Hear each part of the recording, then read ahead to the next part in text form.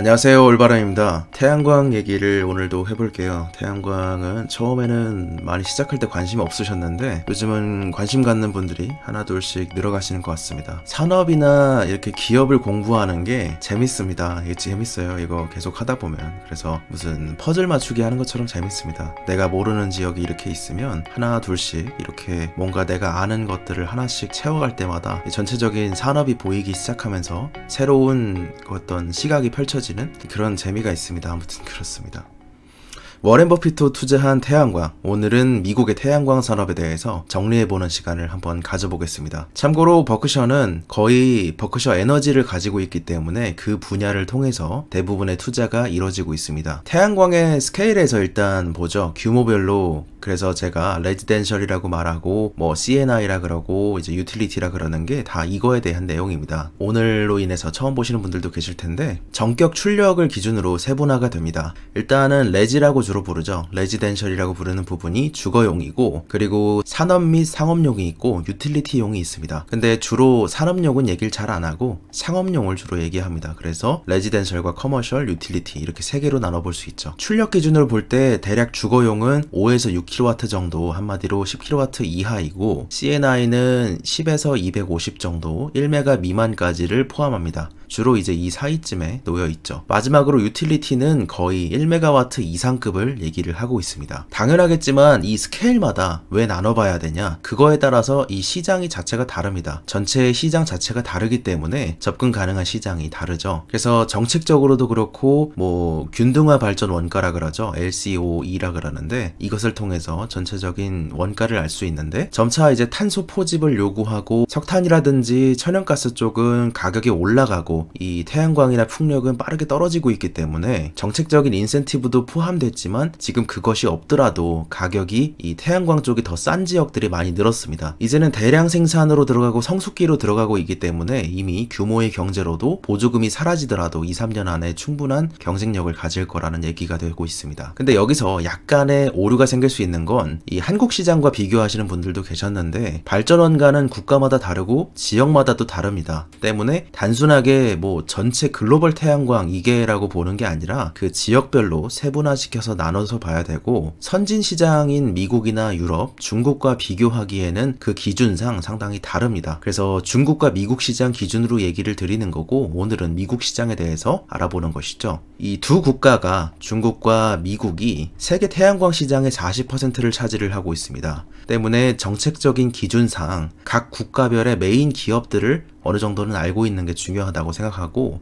그 중에서도 일단은 미국 기업에 대해서 주로 알아보고 있죠. 물론 중국 기업 중에서도 생각을 해보고 있습니다. 계속해서. TAM으로 볼 때 전체에 깔 수 있는 태양광 면적이 다르겠죠. 주거용은 주로 지붕에 깔게 되겠고, 커머셜은 빌딩에 깔게 되겠고, 그리고 유틸리티는 완전히 노지에 엄청 큰 규모로 짓기 때문에 이 발전 이 목적이나 방식 자체가 달라집니다. 때문에 상대적으로 엔페이즈의 마이크로 인버터 같은 발전 효율이 한 패널당 최적화시킬 수 있는 것이나, 모듈 같은 경우에도 발전 효율이 중요하겠죠. 그런데 상대적으로 상업용이나 유틸리티 쪽으로 가게 되면, 이쪽이 이제 실제로는 더 많은데 이쪽으로 가게 되면 가성비와 안전성이 중요해집니다. 그렇기 때문에 엄청 많은 규모에서는 집중형으로 센트럴을 쓰고, 그리고 이제 그렇지 않은 경우에는 스트링 인버터를 쓰거나 이 정도로 마치죠. 그리고 이것이 이제 CNI와 유틸리티 쪽이고, 이것이 주로 레지덴셜이다 이렇게 볼 수 있는데, 이 기업을 시장별로 특징을 나눴기 때문에 이렇게 나뉘는 거지, 실질적으로는 주로 잘 나가는 기업들이 이 두 개 다 잘 나오는 편입니다. 그리고 제품군이 다르게 다 한 기업 내에서 있기 때문에 둘 다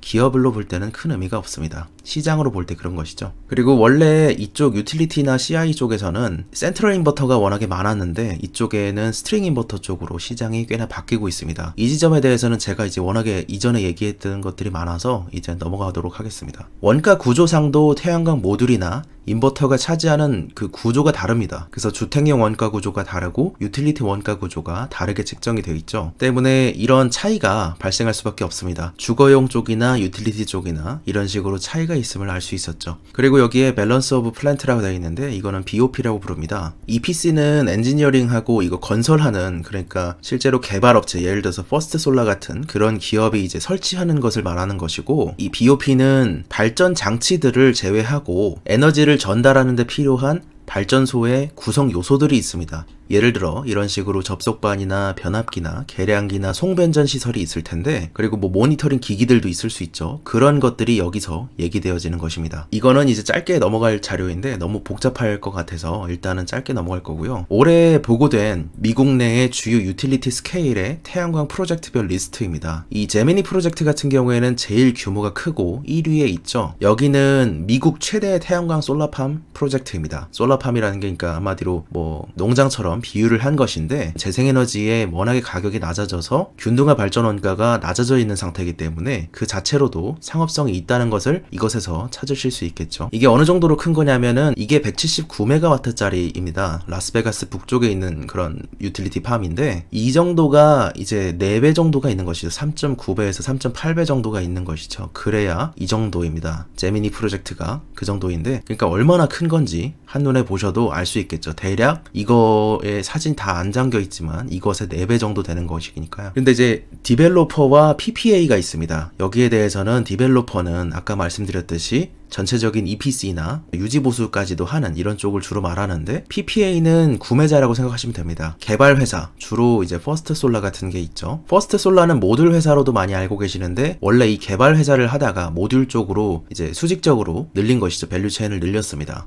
그리고 이쪽은 자금 조달이나 이 설치를 하는, 그리고 유지보수, 건설하는 이런 능력들이 요구됩니다. 그리고 이 외에 이제 투자회사가 따로 있는 경우들도 물론 있습니다. 이제 PF로 받기도 하지만 전문 투자회사들도 따로 있고요. 그리고 시스템을 소유하는 쪽이 있는데, 이쪽은 이제 넘겨두고요. 구매자는 PPA 프로바이더로부터, 이제 구매 회사로부터 받아서 그리드로부터 얻는 이 전력망으로부터 얻는 가격보다 더 싸게 장기로 계약을 떼어올 수 있게 됩니다. 그러면서 이제 전력의 원래 소매업자들한테는 조금 더 덜 살 수 있게 되는 것이죠. 여기서 더 많이 받고 여기서 더 적게 받음으로써 기존의 전력보다 더 싸게 받아올 수 있고, 추가로 발생한 전력분에 대해서는 이 그리드를 통해서 전력망에 팔 수가 있게 됩니다. 그리고 전력 서비스 업자는 여기서 추가분만이 필요할 때 조금 더 싼 가격에 사서, 그래서 이것을 이제 구매자한테 돈이 가는 것이죠. 실제로 아까 말씀드렸듯이 TAM, 한마디로 접근 가능한 전체의 크기가 다르기 때문에 솔라엣지의 솔루션으로 하여금 이제 조금 더 확장성을 가지게 되는 시기라는 것입니다. 그래서 이제 엔페이즈랑 조금 나눠보셔야 된다는 얘기를 드리는 건, 엔페이즈는 레지덴셜 쪽에 강한 모습을 보이고 있으나 이제 아직도 사실 캘리포니아가 60-70%를 차지를 합니다. 그렇기 때문에 이게 레지덴셜 쪽도 충분히 성장 가능성은 있을 수 있지만, 훨씬 그것보다도 커머셜이나 유틸리티의 성장성이 아까 시장 규모를 보셨듯이 훨씬 더 크기 때문에, 스트링 인버터를 기반으로 하는 인버터 시장에서의 솔라엣지를 생각한다면 이제 완전하게 큰 규모의 유틸리티까지는 아니더라도 CNI나 소규모 유틸리티 쪽까지는 커버할 수 있겠다는 생각을 가지고 제품 믹스들을 발견을 해가고 있습니다. 그리고 또한 여기에 당연히 신재생에너지는 휘발이 되기 때문에 저장을 해야겠죠. 그래서 ESS가 필요하고 있습니다. 이것에 대해서 이제 테슬라 메가팩을 생각하셔도 되는데, 이쪽도 마진이 높기 때문에 한국에 있던 배터리 기업인 코캄을 인수함으로써 이쪽으로서도 제품 믹스를 늘려가는 모습을 보이고 있죠. 그렇기 때문에 이제 더 큰 규모로 나아갈 수 있다는 것이 이제 이런 부분으로서 이해를 하시면 될 것 같습니다. 그래서 내년에 300kW급 인버터를 만들겠다는 것도 아까 말씀드렸듯이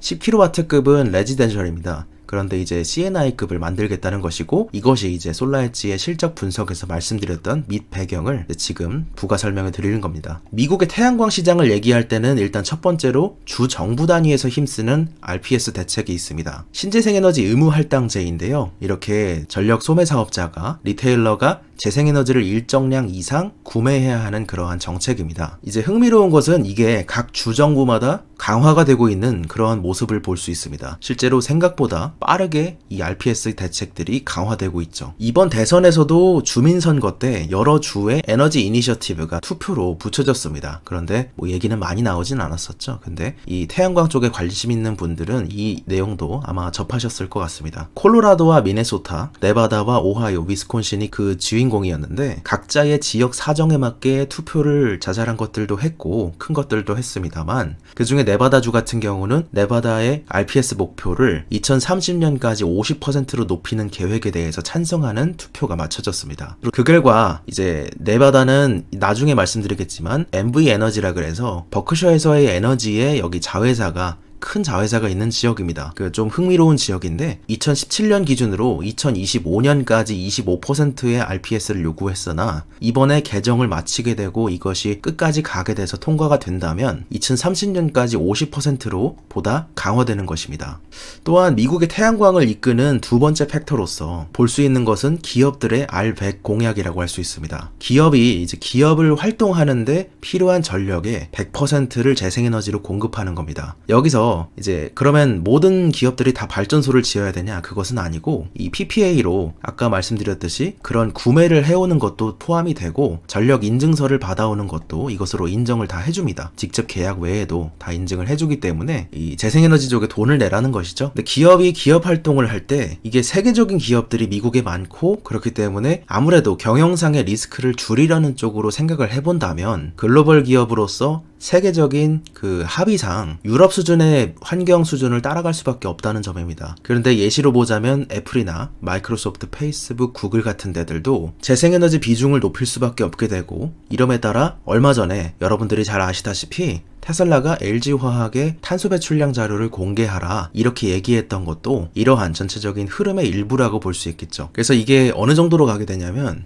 RB100 캠페인은 예를 들어서 애플이 이거를 일단 다 100%를 다 지켰죠. 그리고 나서 했던 게 뭐죠? 탄소 배출 이제 아예 없애겠다 이런 얘기를 했지 않습니까? 애플 밑에 있는 협력업체들한테도 계속해서 이 R100을 지키게끔 하는 그런 압력이 들어가죠. 그럼에 따라서 1차 벤더, 2차 벤더 모든 것들이 이런 재생에너지를 활용하면서 탄소 배출을 줄이게 되는 그러한 현상이 일어납니다. 그것이 이제 모든 기업들로 퍼지게 되는 것이 이 R100 캠페인의 어떻게 보면 종착지라고 볼 수 있죠. 그리고 세 번째로 미국 태양광을 이루고 있는 그런 세 번째 팩터를 볼 때 세 번째 요인은 ITC라 그래서 투자 세액 공제를 꼽을 수 있을 것 같습니다. 이것은 2022년 말까지 꾸준히 불마켓을 강세장을 예상할 수 있는 그러한 이유이기도 한데요. 예를 들어서 올해는 26%의 적용을 받습니다. 세액공제가. 작년에는 30%였고 이제 내년에는 22%가 됩니다. 한마디로 올해는 26%이기 때문에 1만 달러를 투자했다면 2,600달러의 세액공제를 받게 되는 것이죠. 그럼에 따라 ITC 연장으로 인해서 초과적인 수요가 생기게 됩니다. ITC 연장하기 전에 ITC를 원래 이전에 끝나는 걸로 되어 있었는데 그것을 이제 연장함에 따라 투자 세액이 끝나기 전에 건설될 물량이 62.2GW 상당히 이제 쌓여 있는 것이죠. 그러면서 두 번째로 이거는 좀 전체적인 그냥 시장에 대한 얘기인데 2022년이 조금 미국 태양광 정책상의 원년이 될 가능성이 있는 것은 타국 모듈에 대한 관세 보호가 끝나는 시기이기도 합니다. 지금은 이제 섹션 201법이나 섹션 301법 이런 것들을 통해서 관세로 누르고 있습니다. 타국 모듈이 들어오는 거에 비해서 누르고 있는데 2022년에는 보시면 관세가 제로에 가 있죠. 그럼에 따라 이제 보호가 종료되는 것입니다. 그런데 개인적으로 뭐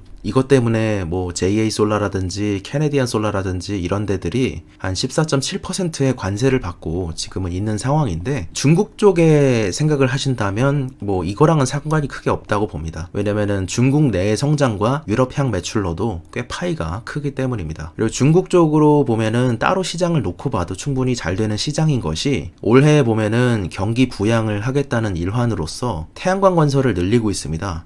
때문에 이제 원래 올해 예상했던 것보다 10GW 정도나 초과돼서 수요를 이제 건설을 하고 있기 때문에 뭐 이런 정책적인 드라이브나 여러 가지 요소에 의해서 중국 자체의 성장만 그런 잘 먹을 수 있는 기업에다가도 투자하는 것도 뭐 나쁘지 않겠다 이런 생각은 꾸준히 갖고 있습니다. 워렌 버핏도 투자하는 재생에너지 이런 측면은 실제로 버크셔 해서웨이 에너지사 계열사들이 굉장히 많습니다. 그 외에도 뭐 버크셔는 계열사가 굉장히 많은데 에너지 쪽의 포트폴리오를 볼 때 실제 43%가 신재생에너지로 차지하고 있습니다. 그러니까 이미 많은 부분에서 에너지가 재생에너지가 훨씬 더 많다는 것이죠. 그래서 미래를 볼 때 전체 에너지 믹스 중에 재생에너지와 ESS 한마디로 이제 남는 에너지를 저장하는 뭐 배터리 스토리지 이런 쪽이 비중이 높아질 것이 어떻게 보면 꽤 높은 확률로 예측이 가능한 미래라고 볼 수 있습니다. 그러면서 동시에 꽤 큰 모멘텀을 가지는 시기이기도 하죠. 예를 들어서 올해 이렇게 바이러스가 퍼졌지 않습니까? 그런데 원래 올해 태양광 예상 기가와트는 어느 정도였냐면 90에서 110기가와트 정도를 원래 사람들이 예상을 했었습니다.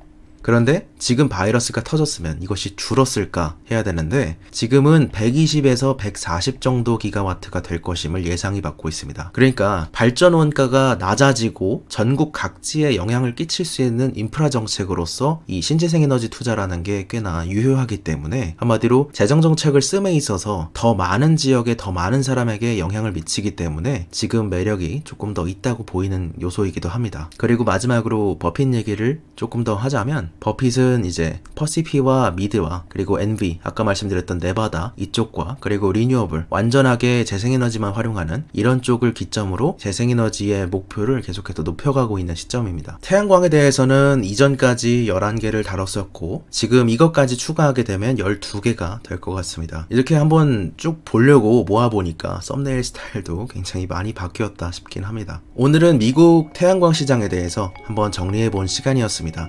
오늘도 좋은 하루 되시기 바랍니다. 감사합니다. 올바른이었습니다.